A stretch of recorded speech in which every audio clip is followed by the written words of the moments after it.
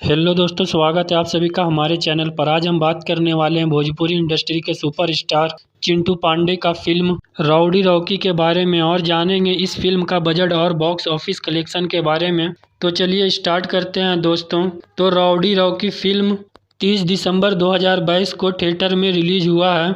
इस फिल्म को डायरेक्ट किया है रमन्ना मोगली ने और इस फिल्म का स्टार कास्ट में प्रदीप पांडे उर्फ चिंटू जी हैं और उनके साथ मनी भट्टाचार्य है। और इस फिल्म का बजट लगभग 1 करोड़ 9 लाख का है और इस फिल्म ने अभी तक टोटल बिजनेस किया है 1 करोड़ 78 लाख का और ये फिल्म सुपर हिट हो चुका है। और आप सभी को बता दें दोस्तों कि ये फिल्म अभी तक सिर्फ 31 थिएटर में ही रिलीज हुआ है और अभी ये फिल्म नेपाल में रिलीज होना बाकी है।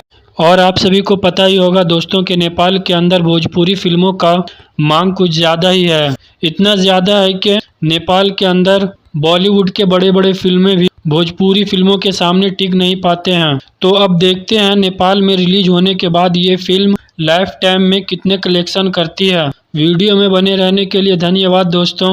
वीडियो पसंद आया हो तो लाइक कर लें और चैनल को सब्सक्राइब कर लें और वीडियो कैसा लगा ये फीडबैक हमें ज़रूर दें। धन्यवाद।